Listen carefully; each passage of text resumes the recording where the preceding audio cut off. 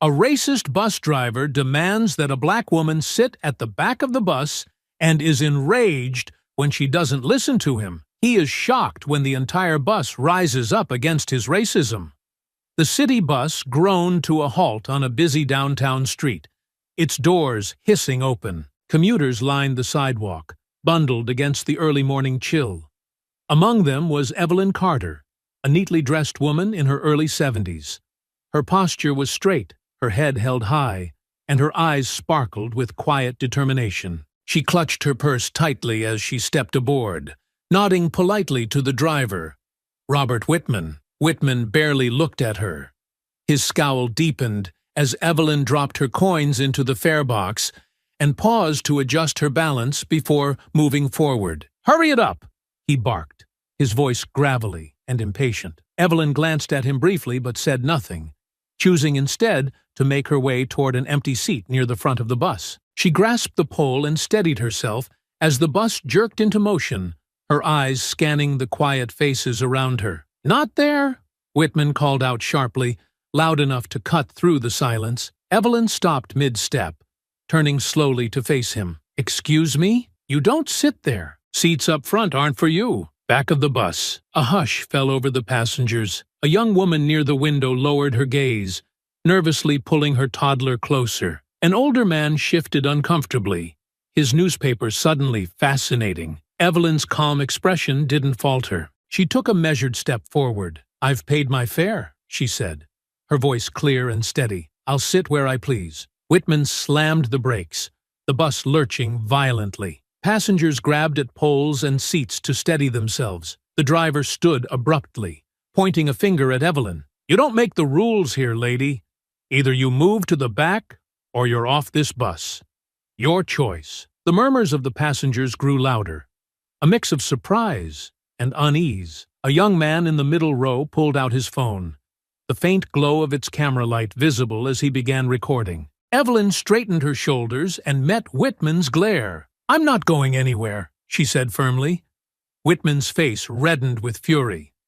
"We'll see about that." He grabbed the radio from his console and barked for transit security. The tension on the bus thickened as all eyes turned to Evelyn, waiting to see what would happen next. The bus remained idle on the crowded street, the low hum of its engine filling the tense silence. Evelyn Carter stood firm, her fingers lightly gripping the cold silver rail near the front seats. The passengers around her exchanged uneasy glances, their whispers growing louder as the confrontation dragged on. "I'm not going to repeat myself," Robert Whitman barked, stepping out from behind the driver's seat, his uniform stretched tightly over his broad shoulders, his face flushed with irritation. "Move to the back of the bus, or I'll have you removed." Evelyn looked up at him, her expression calm but unyielding. "I've done nothing wrong. I paid my fare. I'll sit where I please." Whitman's hands clenched into fists at his sides. "You think you're special? I make the rules on this bus.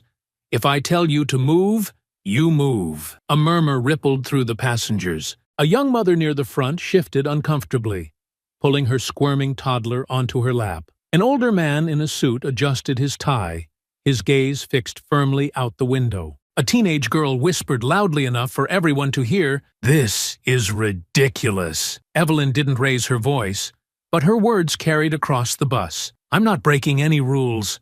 What you're doing is wrong, and you know it." The driver's face twisted in fury. "You don't get to tell me what's right. You're disturbing everyone else here.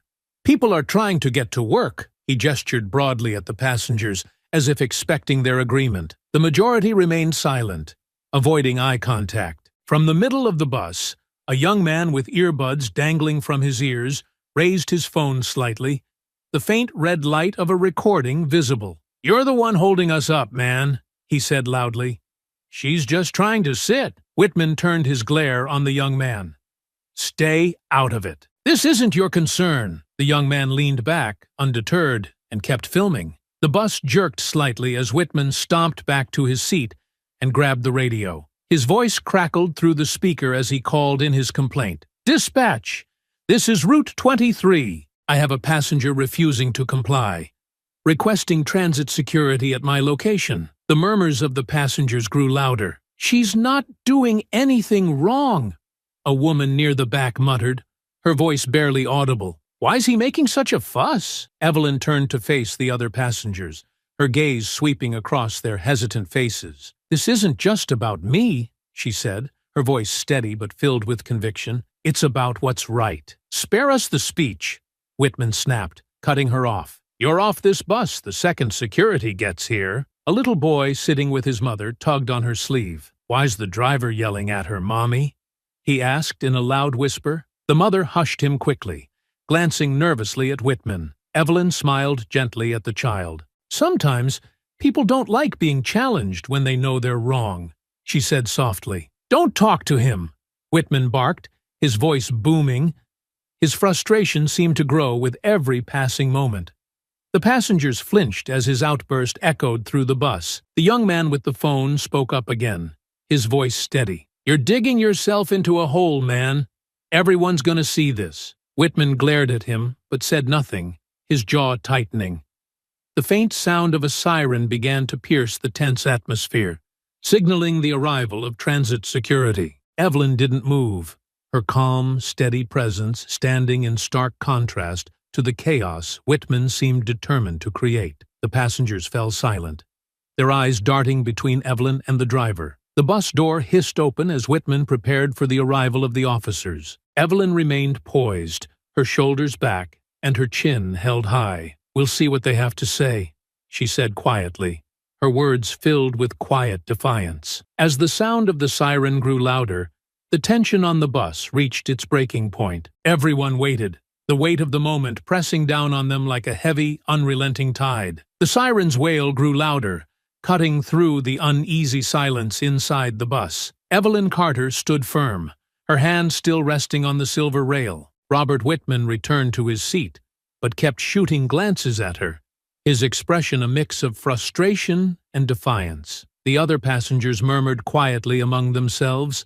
the tension thick enough to weigh down the already stale air. A young mother with a toddler, seated a few rows back, finally broke the silence. Why doesn't she just move? She muttered under her breath, though her words carried enough weight to be heard. This is holding everyone up.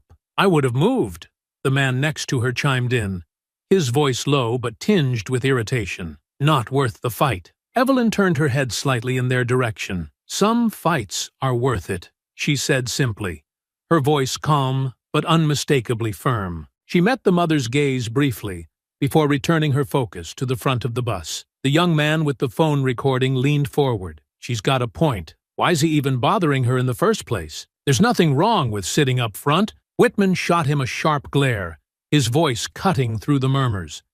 Stay in your lane, kid. This doesn't concern you, doesn't it? The man shot back, his tone steady. You're making it everyone's business by stopping the bus. Several passengers shifted uncomfortably. A teenage girl sitting a few rows ahead of Evelyn whispered to the woman beside her, I can't believe this is happening. It's like something out of a history book. Yeah, the woman replied, her voice low, but it's not history. It's now. The faint sound of footsteps approached as the siren's wail tapered off. Transit security was here. The bus door hissed open, and two officers stepped on board, their dark uniforms standing out against the bright morning sunlight streaming in through the windows. Whitman was on his feet instantly. Finally, she's been refusing to comply, he said, jabbing a finger in Evelyn's direction, holding up the bus, and causing a scene. The officers turned their attention to Evelyn, their faces neutral. Ma'am, one of them began, his tone measured.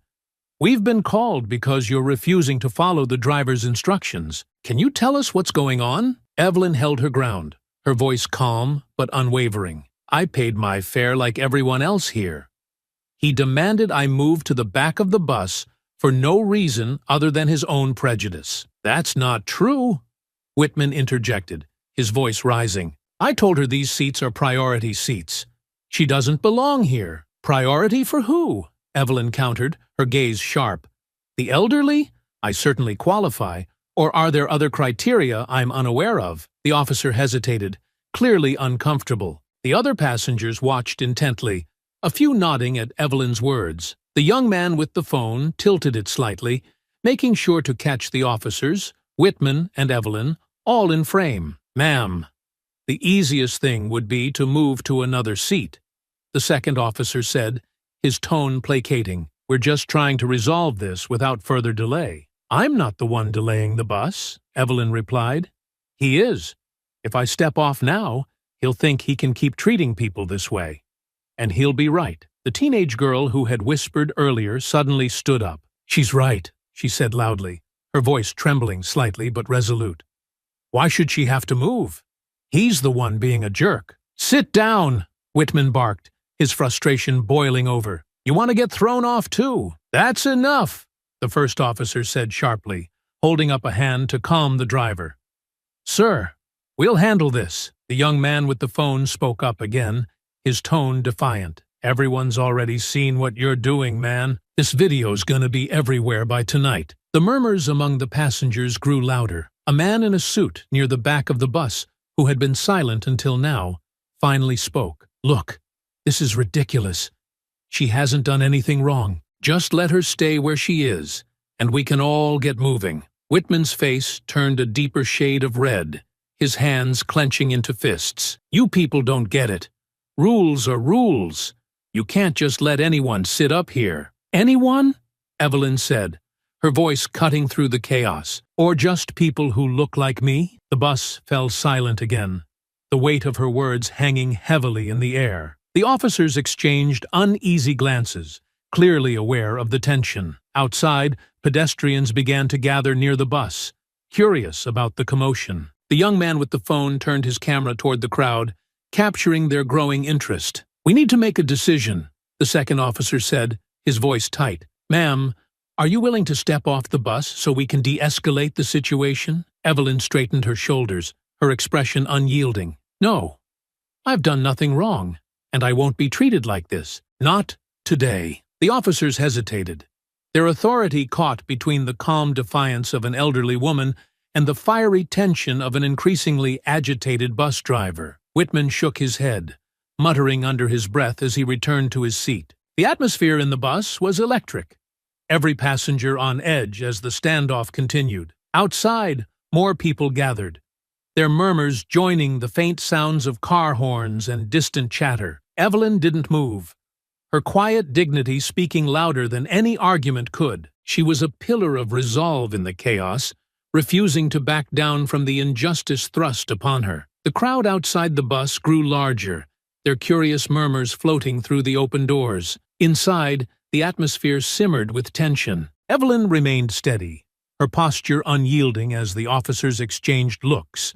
Unsure how to proceed, passengers shifted in their seats, the unease palpable. One of the officers sighed and turned back to Whitman. Sir, what exactly are you asking us to do here? She's not being aggressive or posing a threat? Whitman threw up his hands in frustration. Are you serious? She's refusing to follow instructions. I can't do my job with someone like her up here disrupting everything. A young woman near the middle of the bus, her voice quivering but defiant, called out, You're the one making the scene, not her. Several passengers murmured in agreement. The teenage girl who had spoken earlier stood up again, her hands clutching the edge of the seat for balance. Yeah, she's just sitting there. What's the big deal? Whitman's glare shot toward her. You want me to throw you off too? Sit down and stay out of it. The officer raised a hand to calm him. Let's keep this civil, he said, his voice firm but tired. He turned back to Evelyn. Ma'am, are you sure you won't consider just moving to another seat? It might make things easier for everyone. Evelyn's gaze never wavered. I've done nothing wrong. If I move, it will be easier for him, not everyone. And I won't give him the satisfaction. The tension was broken by the sound of a phone chiming loudly. The young man who had been recording the incident smirked and held up his phone. Looks like it's already online. Over 1,000 views in 5 minutes. Whitman's face darkened, his jaw clenching as his anger threatened to boil over. You put this on the internet? He growled, his voice low but menacing. Damn right I did, the young man replied, undeterred.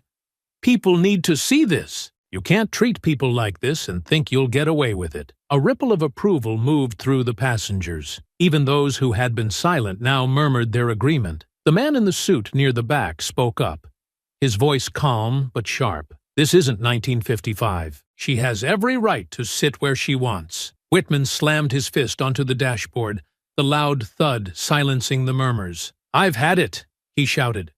"She's off this bus, or we're not going anywhere." The officers stiffened at his tone, their own patience wearing thin. The first officer stepped forward, his expression hardening. "Sir, if you keep escalating this, you're going to be the one facing consequences. You've called us here to handle the situation, so let us do our job." Outside, the crowd began to grow louder. People pressed closer to the bus, some raising their phones to record the scene. A man in a construction vest called out, "What's going on in there? Why isn't the bus moving?" "Driver's being a racist jerk!" someone yelled from the back of the bus, drawing laughter and cheers from the gathering crowd. The second officer rubbed his temples, clearly feeling the pressure.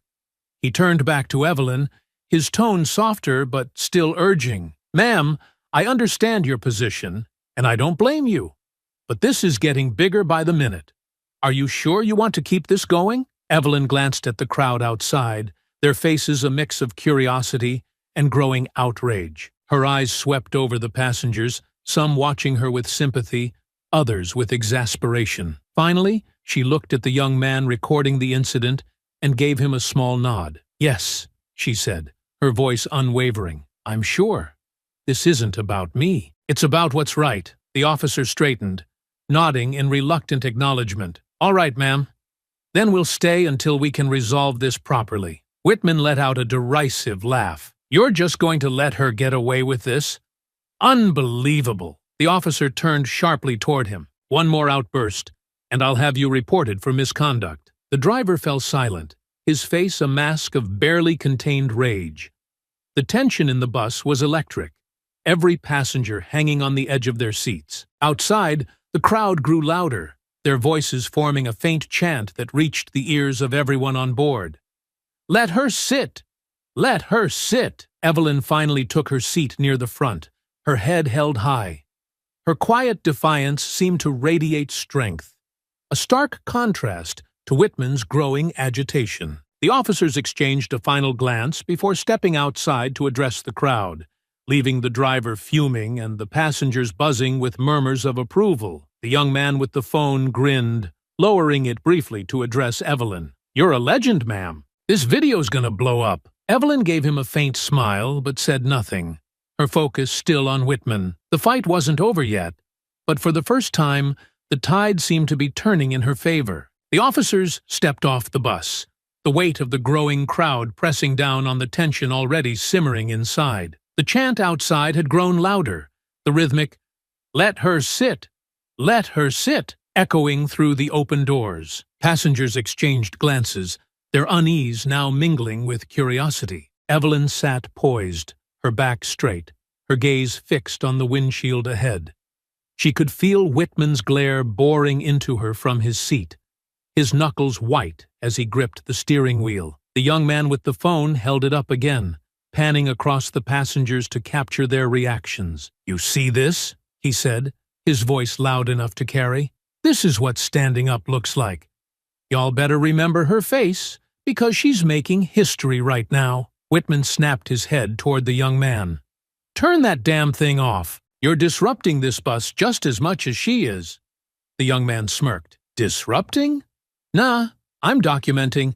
There's a difference." Another passenger, a middle-aged woman with a worn leather bag, spoke up for the first time. "Honestly, we should all be documenting this. He's treating her like garbage for no reason." Whitman turned his attention to her, his anger spilling over. "Lady, you don't know what you're talking about. I've been driving this route for years, and I know how to handle troublemakers." "Troublemaker?" the teenage girl from earlier shot back, standing again despite the driver's earlier threats. "She's literally just sitting there. How's that trouble?" "You all want to play hero, huh?"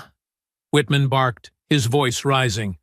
"Fine, but don't come crying to me when this bus doesn't move." From the back of the bus, a man in a suit stood, his face calm, but his voice firm. "We've all been sitting here long enough. If you can't handle this professionally, maybe you shouldn't be driving." Whitman's face turned crimson. "You think you can do my job better, pal? Be my guest. Maybe I would, if it meant treating people like humans." the man retorted, sitting back down as murmurs of agreement rippled through the bus. Outside, the chants grew louder, joined by the occasional car horn as drivers slowed to observe the commotion. The officers stood by the door, trying to manage the swelling crowd. A reporter with a camera pushed her way to the front, the red recording light visible through the bus's grimy window. Whitman, now visibly rattled, grabbed the radio again. "Dispatch, this is Route 23. Situation's getting worse. There's a crowd outside now. We need more officers." The radio crackled in response. "Additional units are en route. Hold tight." Evelyn let out a quiet breath, her composure never wavering. She glanced at the young man still filming. "You should focus on what's happening outside, too," she said softly. "This is bigger than just this bus." He nodded and angled his phone toward the crowd, capturing the chants and the faces of those demanding justice. "You're right," he said, "but you're still the star here." Whitman slammed his hand onto the dashboard, the sound startling some of the passengers. "Enough! I'm sick of this circus. Everyone who has a problem with me, get off my bus right now." No one moved. The teenage girl crossed her arms defiantly.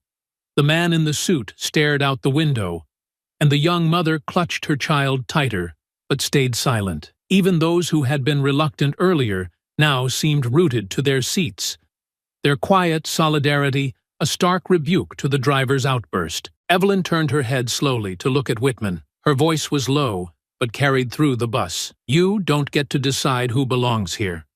That's not your job." Whitman's mouth opened as if to retort, but he hesitated, his jaw tightening. His authority was slipping, and he knew it. The chants outside were growing louder, the crowd swelling into a small sea of people. Phones and cameras pointed toward the bus, capturing every moment. One of the officers re-entered the bus, his face tight with frustration. "Driver," he said firmly, "we need to de-escalate this now. The crowd's growing, and the media's here.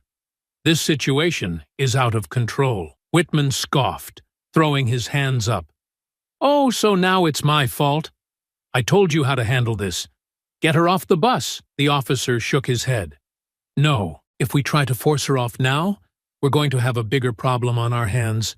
The crowd's not on your side." Evelyn's lips curved into the faintest hint of a smile. She turned her attention back to the window, where signs had begun to appear in the crowd. One read, "Justice for Evelyn." Another, scrawled hastily on cardboard, simply said, "End the hate." Whitman sank into his seat, his face a mask of fury and helplessness. Evelyn remained calm, her presence unshaken. The energy in the bus shifted.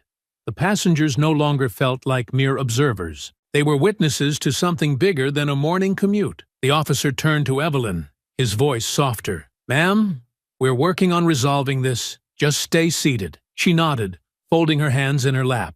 "I wasn't planning on moving." The officer exited the bus again, and Whitman sat in smoldering silence. The noise from the crowd outside was now deafening, a chorus of voices calling for justice. Inside the bus, the passengers seemed to sit a little straighter, their nervous energy replaced by quiet resolve. The world was watching, and Evelyn Carter was at the center of it all. The officer's voice crackled from his radio outside, trying to manage the growing crowd. Inside the bus, the tension had reached a breaking point. Whitman sat stiffly in his seat, glaring at Evelyn. His fingers tapped impatiently against the steering wheel, each motion sharper than the last. Evelyn remained composed, her chin high as she stared out the window at the sea of faces demanding justice. The chants outside, "Let her sit," echoed louder, reverberating through the walls of the bus. "You think you're some kind of hero," Whitman growled, his voice barely contained. He stood abruptly, his chair creaking from the force. "You're not. You're just another troublemaker making my life harder." Evelyn didn't flinch, her calm demeanor amplifying his anger. "What I am," she said, her voice steady, "is someone who's tired of being pushed around. If you can't handle that, maybe you're in the wrong job." His face flushed crimson. "That's it. I'm done playing nice." He stalked toward her, the veins in his neck pulsing with barely restrained rage. The passengers gasped. Several shouted in protest. "What are you doing?" the teenage girl cried, standing halfway up in her seat. "You can't do that! Don't touch her!" yelled the young man with the phone, angling his camera to capture Whitman's every move. Whitman ignored them all, his focus solely on Evelyn. He loomed over her, his large frame blocking out the light from the windows. "I told you to get off my bus," he snarled, "and if you won't do it yourself, I'll make you." Evelyn's expression didn't waver. "You lay one finger on me, and you'll regret it." The warning didn't deter him. Whitman grabbed her arm roughly, yanking her halfway out of the seat. The passengers erupted in outrage, several leaping to their feet. "Stop him!" someone shouted. The young man recording bolted forward, his phone still trained on the scene. "Let her go!" he yelled. But Whitman shoved him back with his free hand, sending him stumbling into another seat. Evelyn winced but refused to cry out, her resolve unshaken even as Whitman dragged her farther from her seat. "This is assault," she said firmly. "You're not above the law, no matter what you think." The doors of the bus slammed open, and the officers charged back inside. "Stop right now!" one of them barked, his hand instinctively reaching for his belt. "Driver, let her go." Whitman froze but didn't release her immediately. His head whipped toward the officers, his anger now mixed with defiance. "She's disrupting my bus. I'm just doing my job." "That's not your job," the officer snapped, stepping forward. "And if you don't let her go this second, you're going to be in cuffs." Whitman hesitated for a fraction of a second before releasing Evelyn's arm. She settled back into her seat, her composure still intact despite the ordeal. The officer turned to her, concern flashing across his face. "Ma'am, are you all right?" "I'm fine," Evelyn said, smoothing her sleeve. Her voice was steady, but her eyes remained fixed on Whitman. "But he isn't." The second officer stepped forward, his handcuffs glinting in the light. "Driver, you're under arrest for assault. Turn around and put your hands behind your back." "What?" Whitman roared, his voice echoing through the bus. "You can't be serious. I'm the one in charge here." "Not anymore," the officer replied coldly. He grabbed Whitman's arm and spun him around, locking the cuffs into place. Whitman struggled, but the officer's grip was firm. "Anything you say can and will be used against you in a court of law." The passengers watched in stunned silence as Whitman was marched down the aisle, his protests drowned out by the chants from outside. "This is ridiculous," he yelled, craning his neck to glare at Evelyn.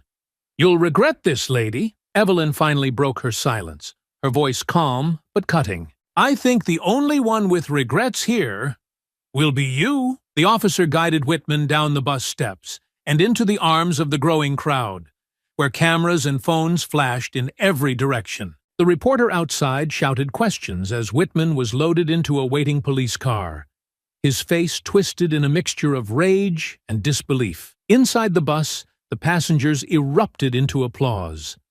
The teenage girl clapped loudly, her grin wide. "Finally, some justice," she exclaimed. The young man with the phone turned back to Evelyn, still recording. "Ma'am, that was incredible. Everyone's gonna see this." Evelyn gave him a faint smile, her composure softening for the first time. "Good. Maybe it'll make people think twice about staying silent." The officer who had arrested Whitman stepped back onto the bus, addressing Evelyn directly. "Ma'am, we're going to make sure this gets properly documented. Do you want to press charges?" Evelyn nodded firmly. "Absolutely." The officer tipped his hat slightly. "We'll handle the rest from here. You just sit tight." As the officer exited again, the crowd outside cheered, their chants shifting to her name. Evelyn Carter had become the face of defiance, a quiet but powerful figure standing tall against injustice. The bus doors closed, and the replacement driver, a young woman with kind eyes, climbed aboard. She glanced at Evelyn and smiled. "Where to next?" she asked, her tone light but respectful. Evelyn relaxed into her seat, her shoulders finally easing. "Forward," she said simply. The police cruiser carrying Robert Whitman sped away from the scene, its sirens wailing faintly as it disappeared down the street. The crowd outside the bus erupted into cheers and applause, their voices echoing in unison. Inside, the energy shifted. The passengers, who had been wary and hesitant before, now buzzed with a mix of relief and triumph. Evelyn Carter remained seated at the front, her posture as poised as ever. She rubbed her arm where Whitman had grabbed her, her hand lingering briefly before returning to her lap. The young man with the phone moved closer, his recording still running. "Ma'am, you okay?" he asked, his voice softer than before. The defiance he'd shown to Whitman had given way to genuine concern. "I'm fine," Evelyn replied, her voice steady. She met his gaze, her tone carrying a quiet strength. "It'll take more than that to shake me." The teenage girl stepped forward, clutching her backpack against her chest. "You were amazing," she said, her eyes wide with admiration. "I can't believe you stood up to him like that." "It wasn't just for me," Evelyn said, her gaze sweeping across the other passengers. "Sometimes you have to take a stand, even if it's uncomfortable." Her words seemed to resonate. The man in the suit, who had remained quiet for much of the ordeal, finally spoke up. "You've got more courage than most people, Mrs. Carter," she said with a small nod. "Evelyn Carter." "Well, Mrs. Carter," he continued, "you've inspired all of us today." That man deserved everything he got. The young mother, still holding her child tightly, leaned forward from her seat. "I'm sorry I didn't speak up sooner," she admitted, her voice tinged with guilt. I didn't want to make things worse." Evelyn offered her a kind smile. "It's never easy, especially when fear takes over. But every voice matters. Remember that next time." The young man holding the phone interrupted, turning his screen toward Evelyn. "Your video's already blowing up. I just checked. Tens of thousands of views. People are sharing it everywhere." Evelyn raised an eyebrow, the corner of her lips curling slightly. "Well," she said, "it seems the truth has its way of getting out." Before anyone could respond, the replacement driver, a petite woman with a calm, authoritative demeanor, stepped onto the bus. She adjusted her uniform cap and scanned the faces in the aisle, her expression professional yet kind. "Good morning," she said, her voice cutting through the chatter. "I'll be taking over for the rest of the route. Sorry for the delay, folks." She glanced at Evelyn, a flicker of recognition crossing her face. "Mrs. Carter?" she asked, her tone respectful. Evelyn inclined her head. "Yes? I just want to say thank you," the driver said.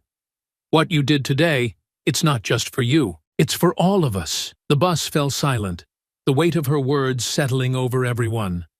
Evelyn nodded, her gratitude unspoken but evident in her expression. The driver returned to her seat, and the bus hummed to life again, finally moving forward. As they continued their route, the passengers began talking among themselves, sharing their perspectives on what had happened. Some debated how Whitman had kept his job for so long, while others expressed outrage at the system that had allowed his behavior to persist. Evelyn listened quietly, her presence a steady anchor amid the buzz of voices. The young man with the phone eventually sat beside her, lowering his camera for the first time. "What happens next?" he asked. She turned to him, her expression thoughtful. "I press charges," she said firmly, "and then we see where the fight takes us." He nodded slowly. "I think a lot of people are going to want to help. Your video, it's bigger than just this bus." "It has to be," Evelyn replied.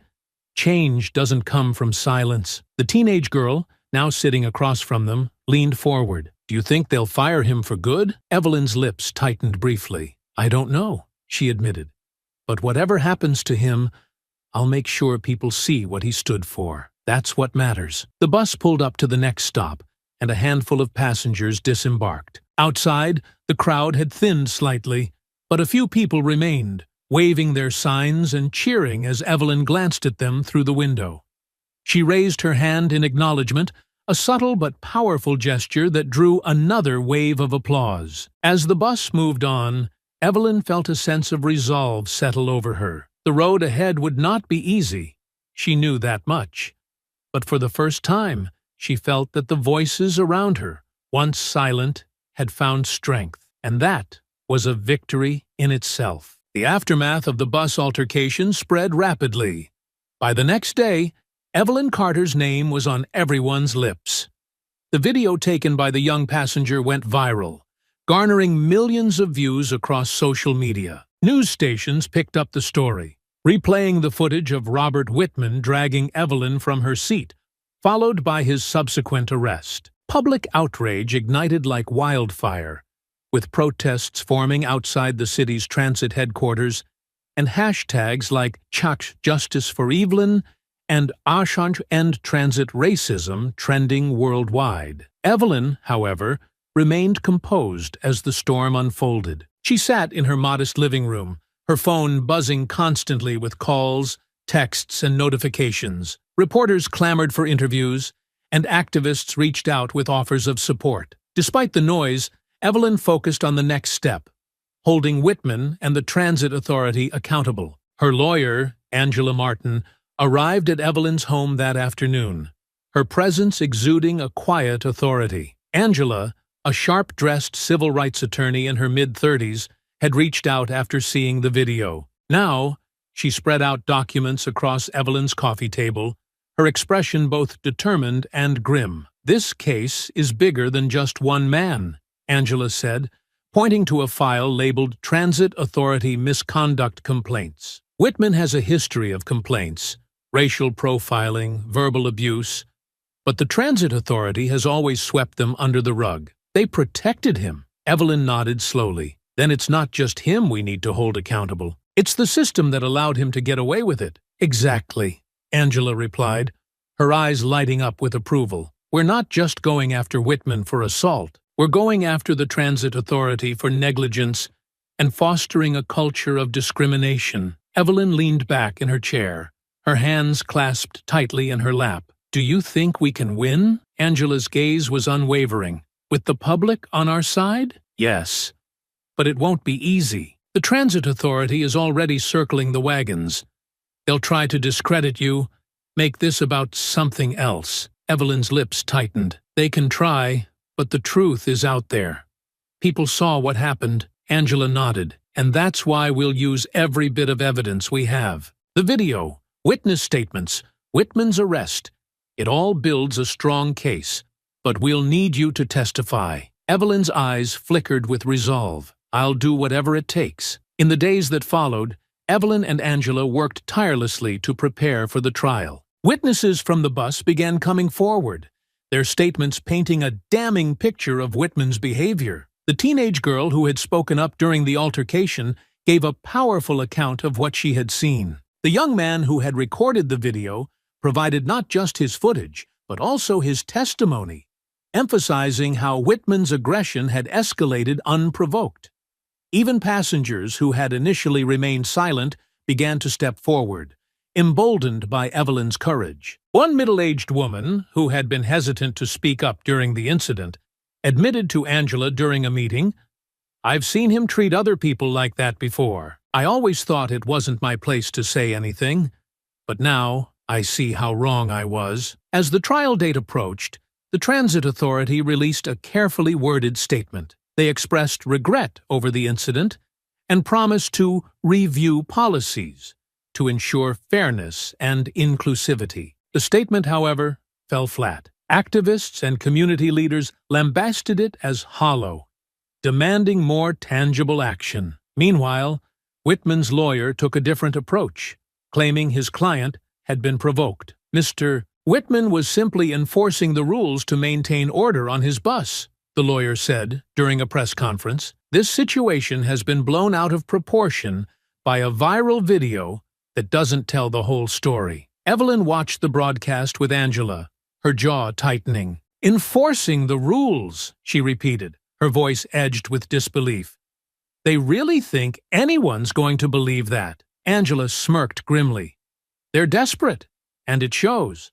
That's good for us. The day of the trial arrived, and the courthouse buzzed with activity. Protesters filled the steps outside, holding signs that read, "Justice for Evelyn and accountability now." Reporters clustered by the entrance, their cameras flashing as Evelyn arrived with Angela by her side. Evelyn held her head high as she walked up the steps, her presence commanding respect. The crowd erupted into cheers, chanting her name as she passed. Angela placed a reassuring hand on her shoulder. "You've got this," she said. Inside, the courtroom was packed.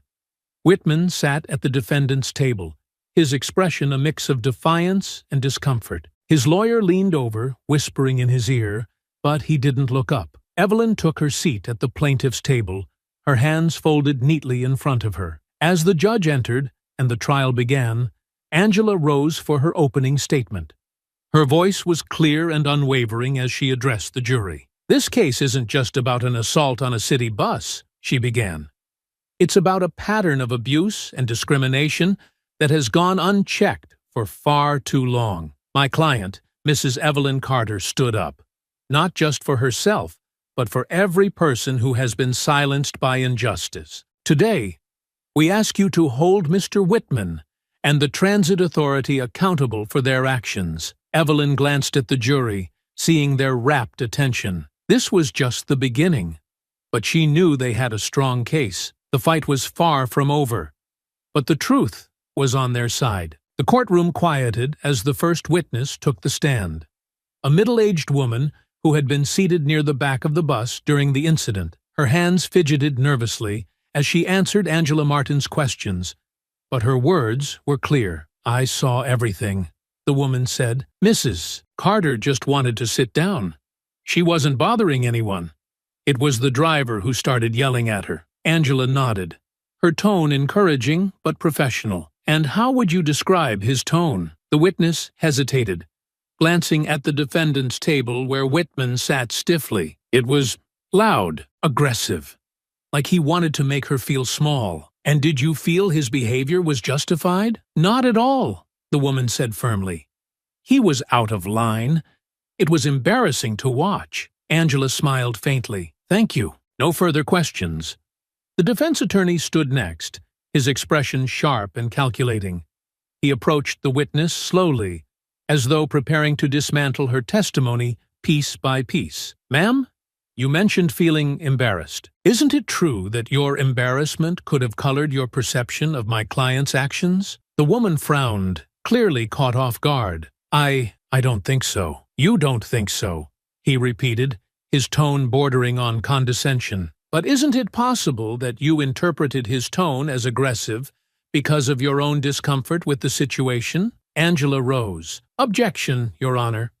Leading the witness. "Sustained," the judge said, casting a warning glance at the defense attorney. "Move on." The defense attorney stepped back, feigning disappointment. No further questions. The next witness was the teenage girl who had stood up for Evelyn during the altercation. Her youthful energy was now replaced with nervous determination as she recounted the events of that day. "I saw him grab her," the girl said, her voice trembling slightly. "She didn't do anything to deserve that." Angela approached her with a reassuring smile. "You spoke up during the incident, didn't you?" "Yes," the girl replied. "I told him he couldn't treat her like that." "And how did he respond?" "He yelled at me to sit down and stay out of it," she said, her voice growing steadier. "But I couldn't.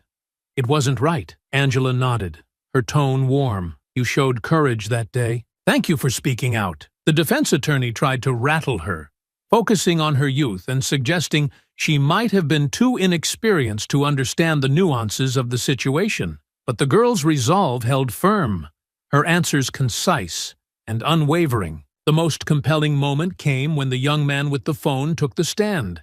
He provided not only his video evidence, but also his first-hand account of Whitman's escalating aggression. "He grabbed her," the young man said, his voice firm.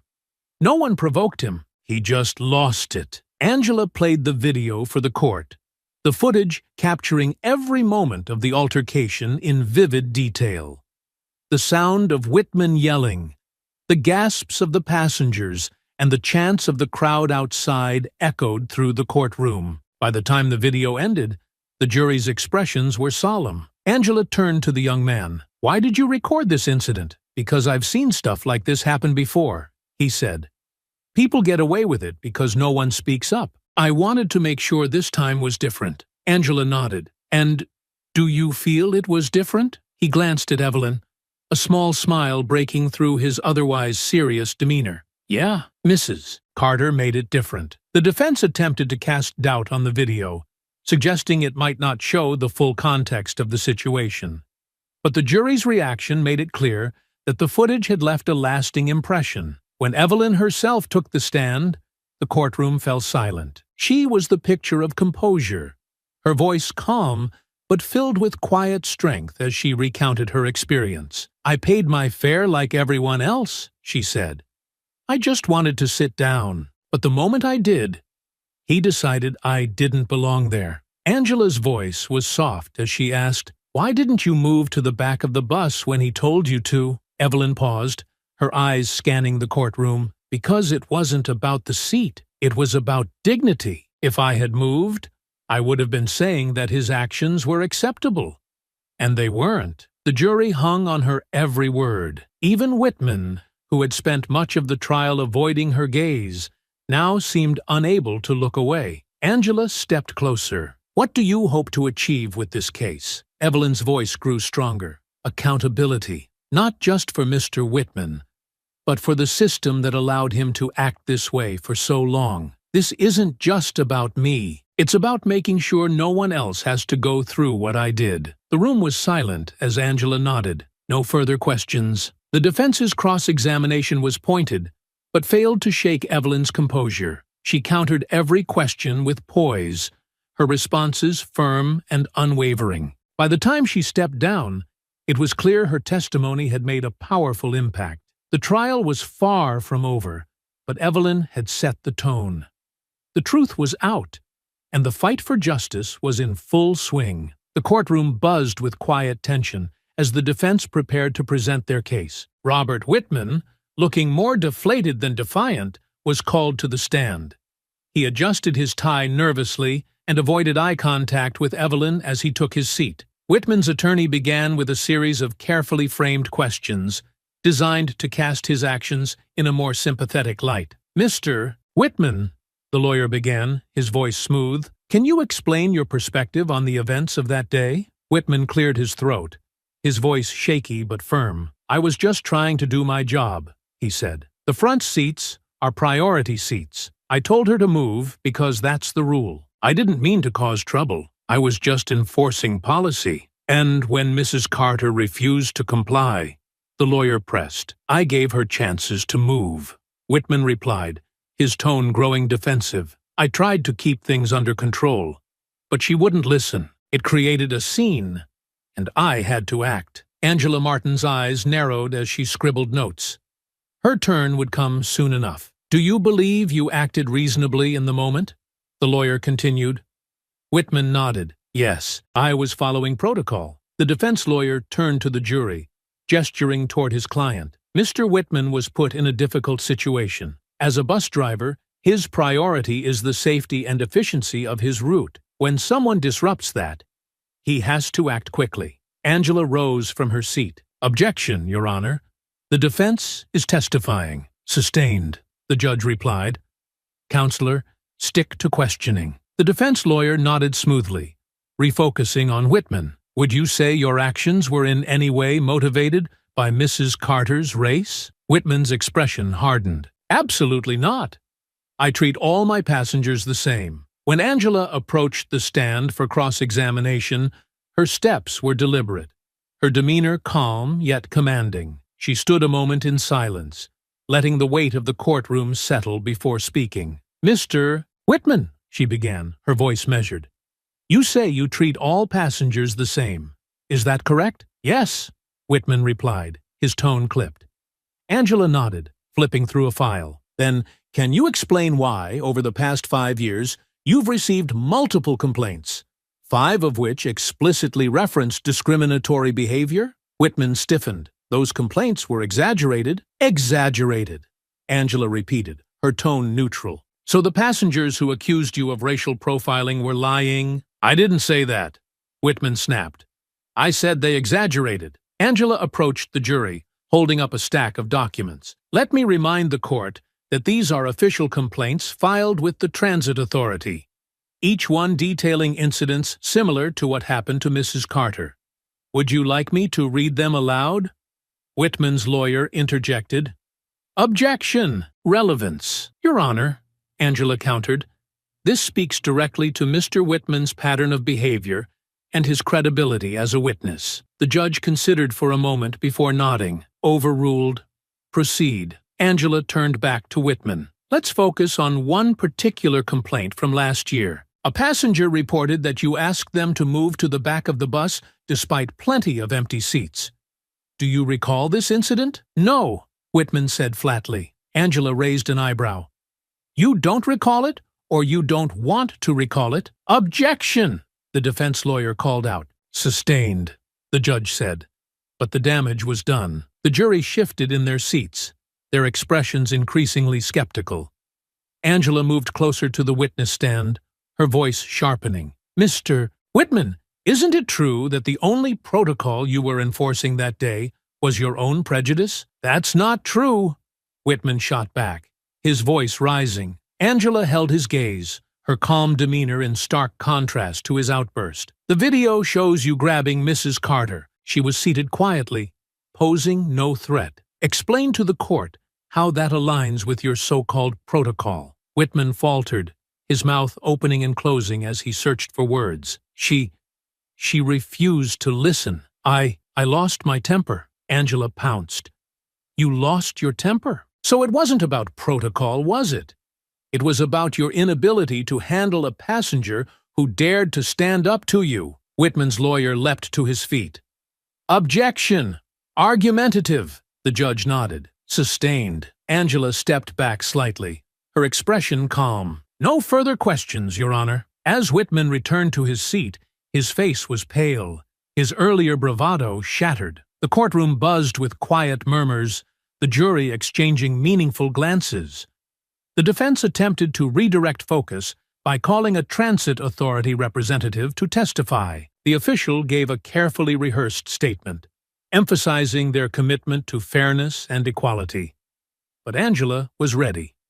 Is it true, she asked during cross-examination, that Mr. Whitman received sensitivity training after his third misconduct complaint? The official hesitated. Yes, that's correct. And yet, he continued to receive complaints, didn't he? The official's shoulders slumped. Yes, Angela's voice grew sharper. So what measures, if any, did the transit authority take to address these ongoing issues? We followed policy, the official stammered. We investigated each complaint. Angela turned to the jury.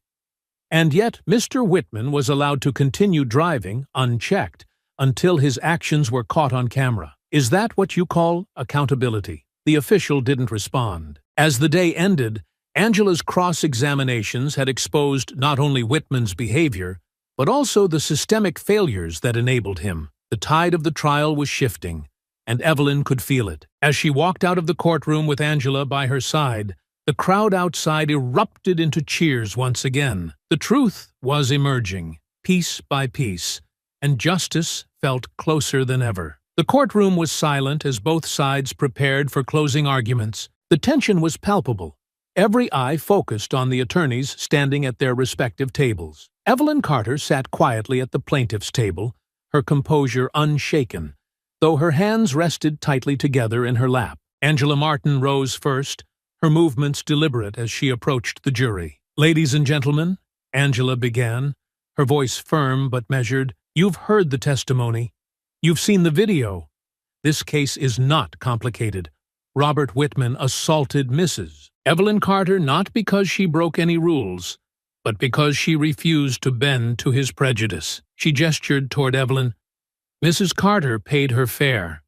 She followed every posted guideline, yet she was singled out, berated, humiliated, and physically removed from her seat. Why?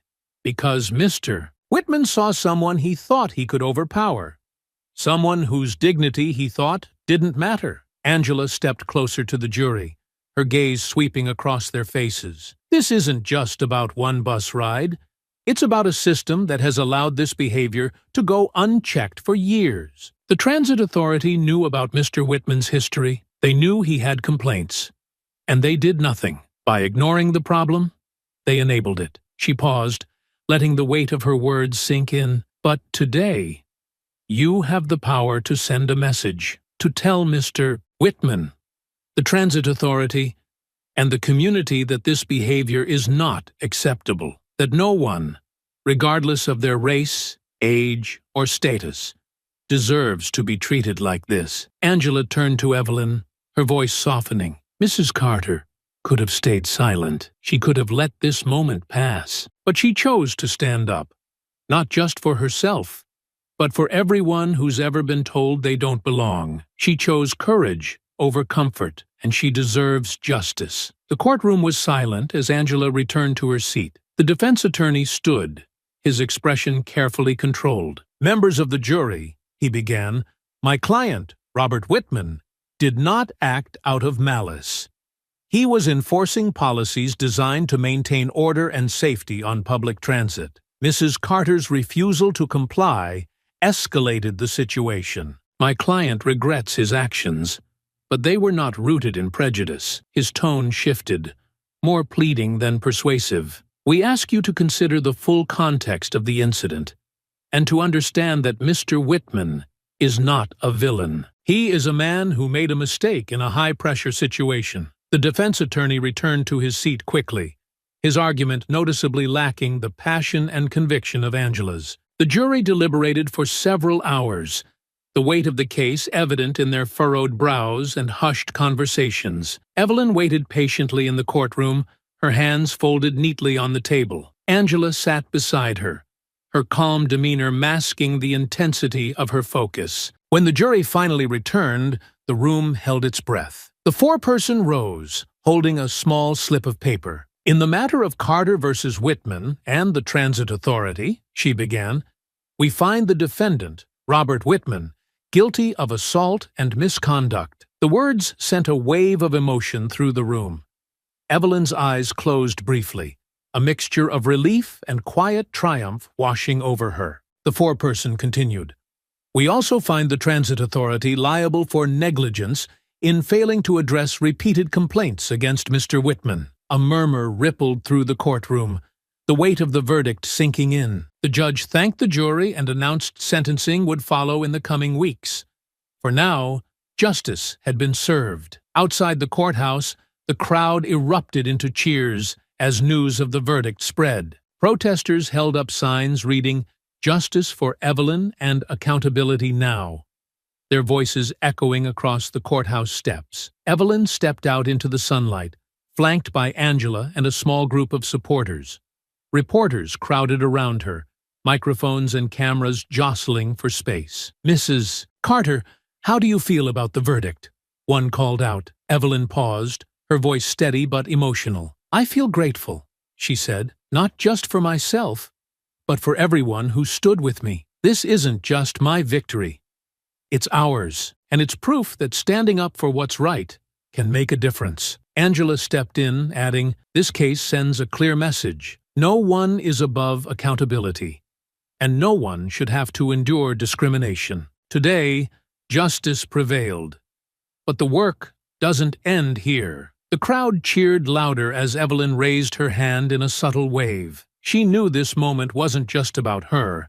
It was about the movement she had sparked. In the weeks that followed, the Transit Authority announced sweeping reforms, including mandatory anti-bias training for all employees and the establishment of an independent oversight committee to address misconduct. Robert Whitman was sentenced to community service and ordered to attend anger management classes, his career as a bus driver effectively over. Evelyn returned to her quiet life, though she often found herself at the center of community events and discussions about systemic change. She spoke at schools, community centers, and forums, her story becoming a symbol of resilience and the power of standing up for justice. One evening, as she sat on her porch watching the sunset, her phone buzzed with a message from Angela. "We did it. Thank you for trusting me." Evelyn smiled softly, her heart full. The fight had been long and hard, but it had been worth every moment. She had stood her ground, and the world was better for it.